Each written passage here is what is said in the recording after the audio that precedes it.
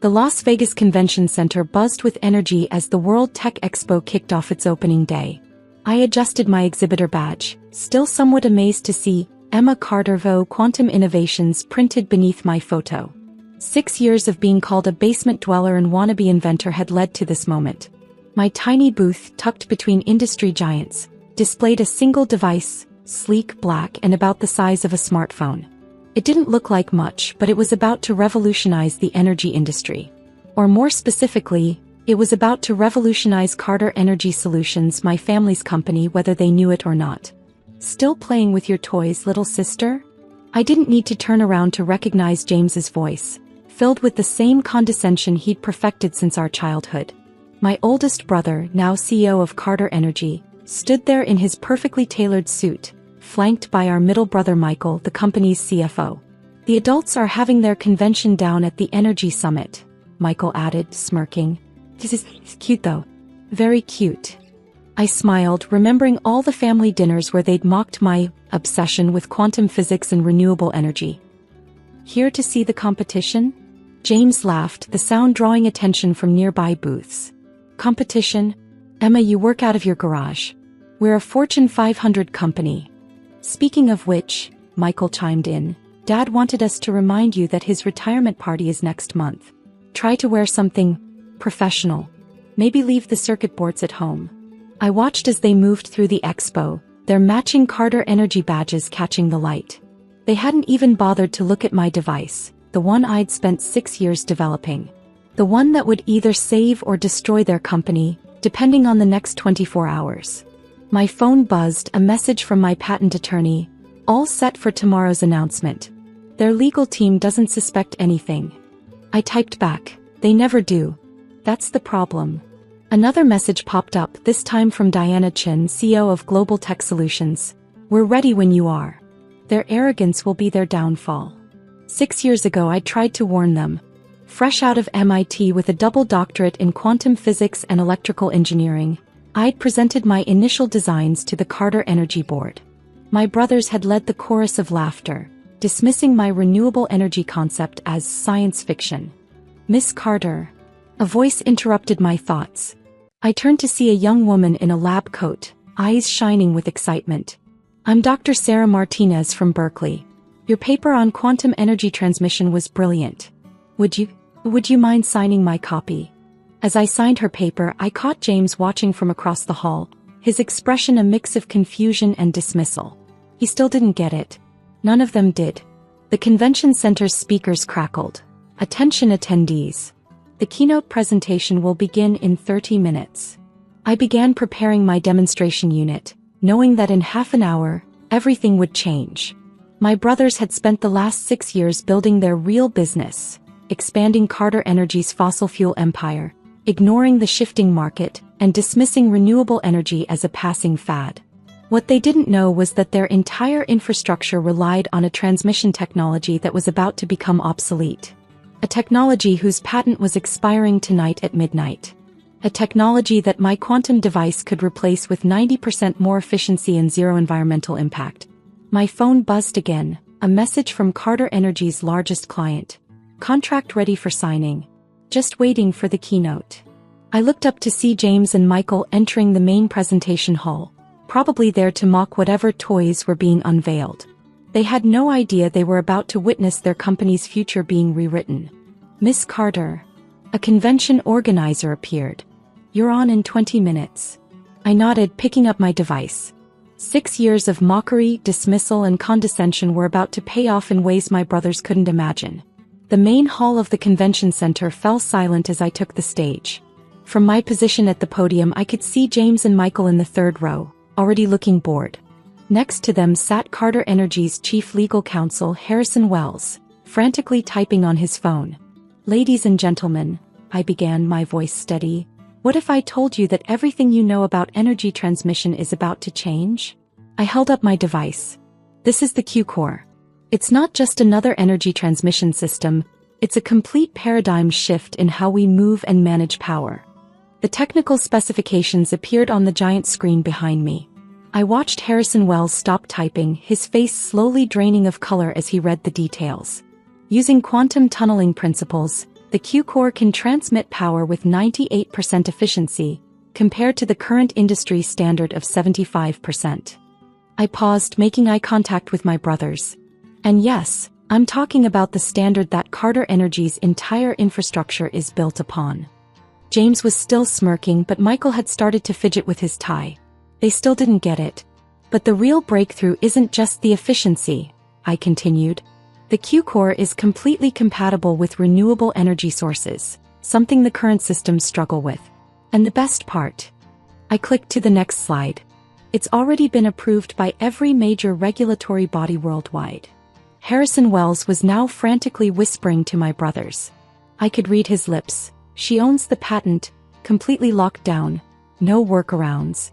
As of midnight tonight, I announced, the patent protection on the current industry standard transmission technology expires. And as of 12:01 a.m., I smiled directly at my brothers. The Q-core becomes the only viable option for any company wanting to stay competitive in the energy market. The room erupted in murmurs. James stood up, his face red, but Michael pulled him back down. They were finally starting to understand. I've already signed partnership agreements with Global Tech Solutions for manufacturing and... I clicked to the final slide, displaying logos of the biggest energy companies worldwide. These industry leaders have already committed to implementing the Q-core technology. Harrison Wells was now openly panicking, showing my brothers document after document on his tablet. I could see the moment it hit them. Every single one of Carter Energy's major clients was on that list. For those interested in licensing the technology, I continued, my team will be accepting meetings starting tomorrow morning. Though I should mention the licensing fee increases by 10% every month for the next year. The room burst into chaos as reporters shouted questions and industry executives rushed to get in line for meetings. Through it all, I kept my eyes on my brothers. James was now standing, shouting into his phone, likely calling our father. Michael sat frozen, staring at the technical specifications with growing horror. They were realizing that while they'd been mocking my toys, I'd been building their replacement. My phone buzzed with a message from Diana Chin. Masterfully done. Their stock is already dropping. Another message followed, this one from Harrison Wells himself. We need to talk. Urgently. I stepped away from the podium as security held back the surge of reporters. 6 years of being the family disappointment, the basement inventor, the dreamer who needed to get a real job. It had all led to this moment. 3 hours after the keynote, I sat in my hotel suite's conference room, watching my brothers and Harrison Wells squirm in their seats. The city lights of Las Vegas twinkled behind them, a fitting backdrop to this showdown 6 years in the making. This is blackmail, James snarled, his perfect suit now wrinkled from hours of panic. No, I corrected, sliding forward the market analysis. This is business. The same real business you were so proud of building. Harrison Wells cleared his throat. Miss Carter. Emma. Surely we can reach some kind of family agreement here. Family agreement? I laughed, pulling out an old notebook. Like the agreement 6 years ago when I brought this technology to the board? I opened it to a page filled with their mocking comments, meticulously recorded. Let me quote, "Come back when you want to do real work instead of playing scientist." Michael, unusually quiet, was studying the technical specifications. This is why you were asking about our infrastructure upgrades last Christmas. Finally catching up, are you? I opened my laptop, displaying Carter Energy's stock price, down 23% since my announcement. While you were building bigger pipelines, I was building the future.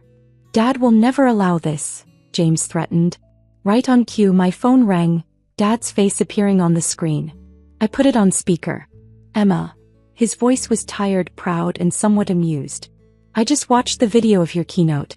Why didn't you tell me? The same reason you didn't tell them that you've been secretly funding my research for the past 3 years. James and Michael's heads snapped up in shock. You what?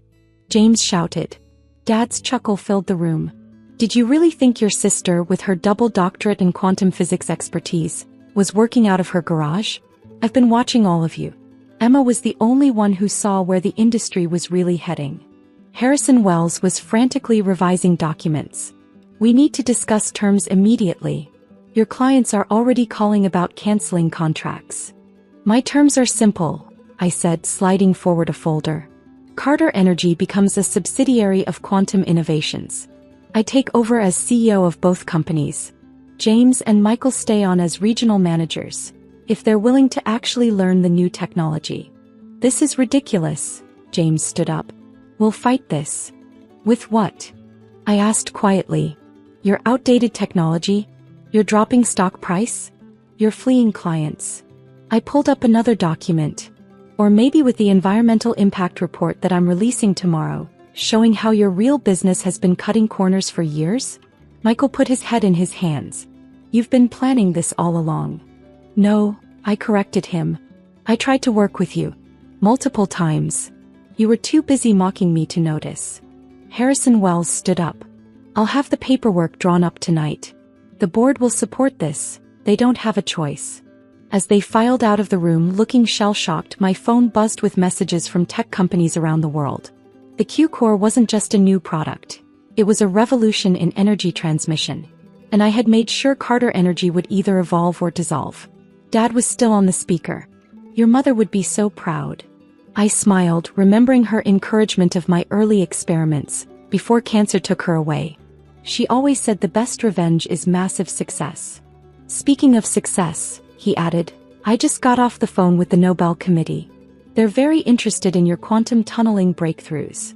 Looking out over the Vegas lights, I thought about all those family dinners where I'd sat quietly, taking notes while my brothers boasted about their business deals. They never realized that true power isn't in making deals. It's in creating something that changes everything. Tomorrow I would begin transforming Carter Energy into something better. My brothers would learn to adapt or be left behind. And that notebook full of their mockery? I'd have it framed and hung in my new office. A reminder that sometimes the best way to prove them wrong is to prove yourself right.